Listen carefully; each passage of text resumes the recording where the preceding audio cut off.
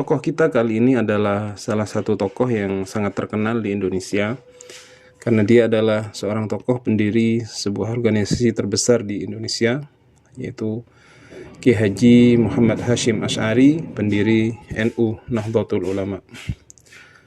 Kiai Haji Muhammad Hasyim Asy'ari dilahirkan pada hari Selasa Kliwon 24 Dzulqa'dah 1284 Hijriah atau 14 Februari 1871 di Desa Gedang, Jombang, Jawa Timur.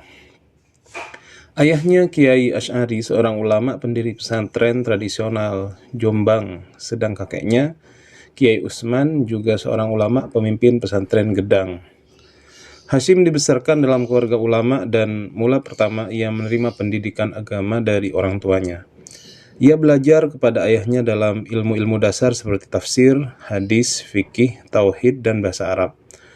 Setelah itu ia melanjutkan pelajaran kepada beberapa pesantren yang terkenal yang ada di Jawa Timur dan Madura. Ia tergolong anak yang cerdas dan berkepribadian. Pada tahun 1892, ia melanjutkan pelajaran ke Mekah. Di Mekah ia belajar kepada beberapa ulama terkemuka antara lain Syekh Nawawi, Syekh Mahfud At-Tirmasi, dan Syekh Ahmad Khatib. Ia mempelajari ilmu-ilmu keislaman seperti tafsir, hadis, tauhid, fikih, dan tasawuf. Tapi di antara semua pelajaran itu, ia amat tertarik dengan ilmu hadis dan tasawuf. Selama lebih kurang 8 tahun, ia memperdalam ilmu-ilmu itu di Mekah. Ia berhasil menguasainya hingga ia mampu menjadi ulama dan siap untuk menyebarkan ilmu yang dikuasainya itu. Dan ia pun bertolak ke tanah air meninggalkan Hijaz. Setelah berada di tanah air, ia kembali ke desa kelahirannya dan ia bertugas memberi pelajaran pada pesantren ayahnya di Gedang. Pada tahun 1899, ia mendirikan pondok pesantren Tebu Ireng di Jombang. Pondok pesantren ini mula-mula menerima santri 7 orang dan kemudian bertambah menjadi 28 orang. Masa-masa berikutnya santri semakin bertambah, bahkan para ulama yang sebagian dulunya adalah gurunya sendiri ikut belajar mengikuti pelajaran yang diberikannya terutama pada bulan-bulan Sya'ban dan Ramadan, membahas kitab hadis Bukhari dan Muslim. Pesantren Tebu Ireng dengan Hasyim Asy'ari sebagai pemimpinnya mendapat perhatian bagi kaum muslimin dan memiliki daya tarik yang luar biasa. Para santri bukan hanya datang dari Jawa Timur, namun tidak kurang dari Jawa Tengah dan Jawa Barat. Ternyata Hasyim Asy'ari bukan hanya memimpin pesantren dan mengajar di sana, namun ia juga memasukkan dalam dada anak didiknya kesadaran dan kemampuan berorganisasi sambil menanamkan semangat kebangsaan dan patriotisme untuk melepas belenggu penjajahan dan menegakkan kemerdekaan. 27 tahun setelah berdirinya pesantren Tebu Ireng, tepatnya 31 Januari 1926 atau 16 Rajab 1344 Hijriah, berdiri organisasi Nahdlatul Ulama dengan Rois Akbarnya dia sendiri. Pengangkatannya sebagai pemimpin tertinggi dari Nahdlatul Ulama itu adalah sesuatu yang wajar. Karena ulama-ulama yang bergerak dalam Nahdlatul Ulama itu sebagian besar adalah ulama-ulama hasil didikannya, di samping kemampuan dan karismanya yang kuat. Masyarakat Indonesia modern sebagaimana masyarakat lainnya juga tumbuh dengan ciri yang umum di mana tumbuh dalam organisasi-organisasi yang bersifat pergerakan. Nahdlatul Ulama lahir menghimpun ulama-ulama se-Indonesia untuk bergerak dan bangkit dalam satu barisan ulama untuk membela dan mengembangkan Islam bermadzhab Ahlussunnah dengan kegiatan pendidikan dan kemasyarakatan. Perjuangan Islam setapak demi setapak meningkat ke arah konsolidasi bangsa dalam bentuk persatuan yang menghimpun semua potensi kaum muslimin Indonesia. Usaha itu memuncak dengan terbentuknya Majelis Islam A'la Indonesia MIAI pada tanggal 21 September 1937. Hasyim Asy'ari sebagai pemimpin Nahdlatul Ulama setelah mengikuti dengan seksama mendukung berdirinya MIAI itu dan menugaskan kepada ulama-ulama untuk berkiprah dalam perjuangan MIAI. Demikian juga setelah MIAI dibubarkan dan dibentuk Majelis Syura Muslimin Indonesia Masyumi tahun 1943, ia menduduki jabatan ketua. Dalam rangka memperjuangkan hancurnya penjajahan Belanda dan tegaknya kemerdekaan Indonesia, Hasyim Asy'ari membaktikan pikiran, harta, bahkan jiwanya. Ia benar-benar anti penjajahan. Sebagai seorang ulama besar dan pemimpin Nahdlatul Ulama, ia setelah mengkaji dengan seksama berkesimpulan untuk menyampaikan fatwanya kepada kaum muslimin. Fatwa itu berisi: pertama, haram hukumnya bagi kaum muslimin bekerja sama atau kompromi dalam bentuk apapun dengan penjajah. Kedua, haram hukumnya menerima bantuan dalam bentuk dan syarat apapun. Ketiga, wajib hukumnya menentang dan melawan penjajah Belanda. Keempat, haram hukumnya naik haji menggunakan kapal Belanda. Fatwa Hasyim Asy'ari ini merupakan suara halilintar di siang hari, membuat Belanda kalang kabut dan membuat para alim ulama lebih waspada dan bersikap non-kooperatif dengan Belanda. Pada masa penjajahan Jepang, Hasyim Asy'ari menolak melakukan sekirei dan menyatakan perbuatan itu adalah perbuatan haram. Karena pendirian dan sikapnya terhadap penjajah itu, ia akhirnya ditangkap oleh Jepang dan dipenjarakan di Surabaya selama 4 bulan dengan siksaan yang tidak berperi kemanusiaan dan tidak selayaknya memperlakukan ulama besar seperti itu. Setelah kemerdekaan Indonesia diproklamasikan, ia ikut berjuang mempertahankan dan membelanya. Dan selaku Rais Akbar Majelis Syura Muslimin Indonesia, Hasyim Asy'ari memfatwakan bahwa membela dan mempertahankan Republik Indonesia yang diproklamasikan 17 Agustus 1945 adalah jihad fisabilillah dan tewas di dalamnya adalah syahid. Semasa perjuangan menuju kemerdekaan maupun masa mempertahankannya, Hasyim Asy'ari selalu aktif dan mengambil peranan penting bukan hanya dalam fatwa keagamaan saja, namun juga langsung ke lapangan. Ia merupakan promotor lahirnya pasukan Hizbullah, Sabilillah, dan Mujahidin, dan bertindak sebagai pelindungnya. Oleh karena itu, hubungan Hasyim Asy'ari dengan para pejuang tempur itu amat erat. Tokoh-tokoh besar pejuang itu seperti Panglima Besar Sudirman, Bung Tomo, dan para pejuang lainnya selalu datang kepadanya.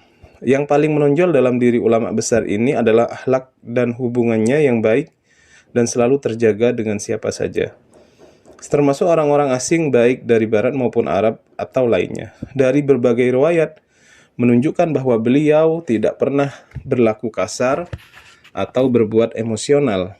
Kesadaran, ketenangan, tasamuh, tawakal, dan istiqomah merupakan sifat-sifat yang menonjol dalam setiap ia berkomunikasi dengan orang lain. Karena kesabaran dan ketenangannya, maka beliau mampu memecahkan masalah yang berat dan dalam situasi yang sulit dengan pemecahan yang tepat. Apabila seseorang berbicara dengan beliau mendengarkan dengan seksama tanpa menyela atau menyangkalnya. Baru setelah orang itu selesai berbicara, beliau menjawab dan menanggapinya. Apabila berdiskusi, ia tidak memilih orang, siapa saja dilayani dengan ramah dan menjawab setiap pertanyaan dengan tepat dan hormat, sehingga memuaskan bagi pembicaraan dan pendengarnya. Setiap pendapat yang beliau lontarkan tidak bersifat memaksa, namun selalu terbuka. Ia amat gemar dengan pembicaraan yang sifatnya musyawarah, saling pengertian, dan penghargaan. Dengan sifat-sifatnya itulah ia mampu menyatukan seluruh ulama dan bekerja sama dengan siapa saja. Karena sifat dan sikapnya itulah pula kalangan di luar Islam seperti orang-orang Kristen, Buddha, dan orang-orang tidak beragama tertarik dengan beliau. Dan konon banyak dari mereka masuk Islam melalui kesadaran yang mendalam setelah berhubungan dengan beliau. Muhammad Hasyim Asy'ari yang dijuluki dengan Hadratus Syekh meninggal dunia pada tanggal 7 Ramadan 1366 atau 25 Juli 1947 di bulan yang penuh keampunan. Sampai tulisan ini diturunkan, yang saya ketahui beliau meninggalkan tulisan-tulisan yang sampai kepada kita. 1. Ad-Durar al-Muntashirah fi Masail At-Tis'ah al-Asharah pada tahun 1359 Hijriah. At-Tibyan 2. At-Tibyan fi An-Nahyi al-Munqata'at al-Arham wal-Aqarib wal-Ikhwan tahun 1360 Hijriah. Kemudian nomor 3 Al-Qanun al-Asasi tahun 1357 Hijriah.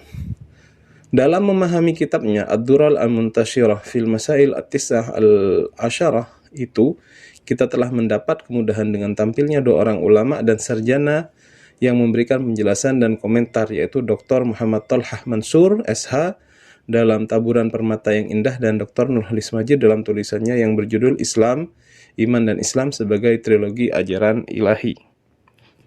Dalam Ad-Durar Al-Muntashirah fil Masail Al-Asyarah, sebagaimana judulnya, membahas 19 masalah yang berkenaan dengan tasawuf, yaitu tentang arti wali, tanda kewalian, syarat-syarat wali, arti mahfud, perbedaan antara mahfud dan maksum, wali yang bertentangan dengan syariat, tidak ada arti ketidakberdosaan wali, tidak ada tarikat yang bertentangan dengan Al-Quran dan hadis, tidak boleh mengikuti ucapan guru tarikat yang bertentangan dengan syariat, tentang orang yang mengaku wali, norma-norma tauhid, tentang ma'rifah al-zahir, tentang syariat Nabi Muhammad, syarat memasuki tarikat, tujuan tarikat, syarat guru tarikat, mencari guru tarikat, masalah masuk tarikat, yang bahagia dan yang rugi.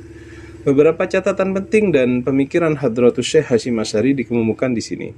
Mula-mula beliau membahas tentang wali Allah, dan wali Allah itu menurut beliau adalah seseorang yang dipelihara oleh Allah Subhanahu wa Ta'ala dari melakukan dosa besar, terjerumus oleh hawa nafsunya sekalipun hanya sekejap, dan apabila melakukan dosa segera ia bertobat kepada Allah Subhanahu wa Ta'ala. Wali juga bermakna seseorang di mana tanpa terputus beribadah dan taat kepada Allah tanpa berbuat maksiat. Maka seorang wali mengutip pendapat Imam Qushairi, selalu menegakkan hak-hak Allah dan hak-hak hamba dengan cara mengikuti syariat Rasulullah. Berkenaan dengan orang-orang yang mengaku wali, yang mengemukakan dalil dalam kitab Nata'ij al-Afkar, wali itu tidak membuka jalan kemasyhuran dan juga tidak melakukan pengakuan atas kewaliannya. Bahkan kalau bisa ia akan menyembunyikannya, karena itu orang sebagai ahli tarekat bahkan tidak termasuk golongan tarikat. Setelah menjelaskan beberapa hal tentang wali, beliau menjelaskan seluk-beluk tarikat. Menurut Hasyim Asy'ari, tarikat selalu didasarkan kepada Al-Quran dan hadis. Suatu tarikat yang tidak berdasarkan kepada Al-Quran dan hadis tidak boleh diikuti. Jika sekiranya ada seorang guru tarikat yang berbicara sedang pembicaranya itu bertentangan dengan syariat Nabi Muhammad SAW, maka tidak wajib mengikuti pembicaraan guru tarikat itu. Untuk apa mengamalkan tarikat? Hasyim Asy'ari mengutip dalil dalam Al-Mabahith Al-Asilah bahwa mengamalkan tarikat itu tidak lain adalah akhlak atau tata krama dalam tingkah laku batin.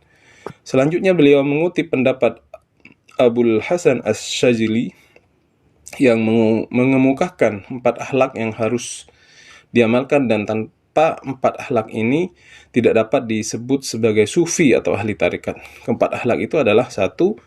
Menjauhi orang-orang yang berbuat zalim seperti penguasa, orang kaya, atau lainnya yang berbuat zalim terhadap orang lain. 2. Memuliakan mereka ahli akhirat. 3. Menolong orang-orang yang melarat. 4. Selalu melaksanakan sholat berjamaah dengan orang banyak.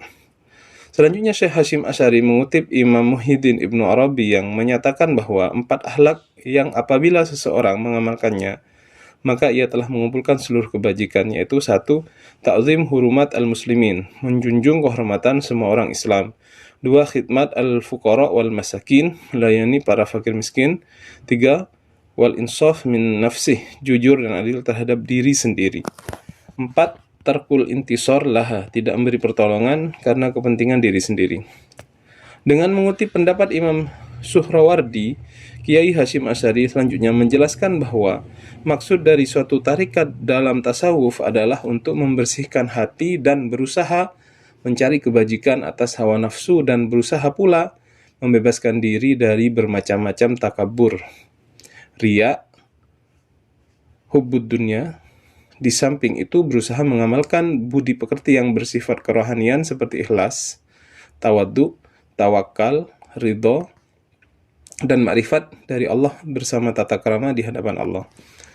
Bagi mereka yang ingin memasuki dunia tarikat, mengutip kitab Futuhat Al-Ilahiyah harus memenuhi 8 syarat. 1. Qasdus salih, tujuan yang benar.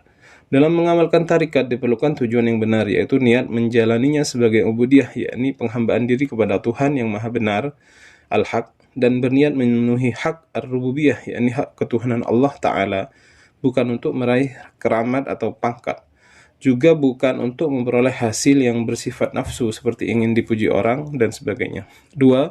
Sidik sharih, kejujuran yang jelas. Maksudnya bahwa murid harus membenarkan dan memandang gurunya sebagai memiliki rahasia khusus, sir al-khususiyah, yang membawa muridnya ke hadirat ilahi. 3. Adab mardiyah, tata krama yang diridhai. Artinya orang-orang yang masuk tarikat itu harus mengamalkan tata krama yang diridhai oleh syara, seperti sikap kasih sayang kepada orang yang lebih rendah, menghormati orang lain, sesamanya, dan yang lebih tinggi, sikap jujur, adil, dan lurus terhadap diri sendiri dan tidak memberi pertolongan kepada orang lain hanya karena kepentingan diri sendiri. Ahwal zakiyah, tingkah laku yang bersih. Maksudnya orang yang memasuki tarikat itu tingkah laku dan ucapannya sesuai dengan syariat Nabi Muhammad. 5. Hifdzul hurmah, menjaga kehormatan. Maksudnya adalah orang yang memasuki tarikat itu harus menghormati guru, baik hadir atau gaib, hidup atau mati, dan menghormati sesama saudara muslim. Tabah atas sikap-sikap permusuhan saudara dengan menghormati orang yang lebih tinggi dan cinta kasih kepada orang yang lebih rendah. 6. Husnul khidmah, pelayanan yang baik. Maksudnya adalah orang yang masuk tarikat harus selalu bertinggi mutu pelayanannya kepada guru, kepada sesama muslim, dan kepada Allah Subhanahu wa taala dengan menjalankan segala perintah dan menjauhi segala larangannya. Inilah sungguhnya tujuan agung maksud al-a'zam mengikuti tarikat. 7. Raf'u al-himmah, meluhurkan kemauan hati. Maksudnya orang yang masuk tarikat harus mempertinggi mutu tekad dan kemauan hati, bukan karena tujuan duniawi dan ukhrawi, tetapi karena hendak mencapai ma'rifat khasah, pengetahuan khusus tentang Allah. 8. Nufud al-azimah, kelestarian tekad dan tujuan. Dalam hal ini, orang yang masuk tarekat harus menjaga kelestarian tekad dan tujuannya, memelihara kelanjutan, mengamalkan tarikatnya untuk meraih makrifat khasah, dan bila melakukan kebajikan, maka dilakukan terus-menerus sampai berhasil. Demikianlah Kiai Haji Hasyim Asy'ari memberi bimbingan kepada kita dalam melaksanakan tasawuf atau tarikat dengan baik dan selamat dunia dan di akhirat. Lebih jauh dalam kaitan dengan memperkuat kehidupan di masyarakat itu, beliau dalam tulisannya At-Tibyan fi Nahyi al-Munqata'at al-Arham wal Aqarib wal Ikhwan memberi petunjuk yang jelas dan rinci.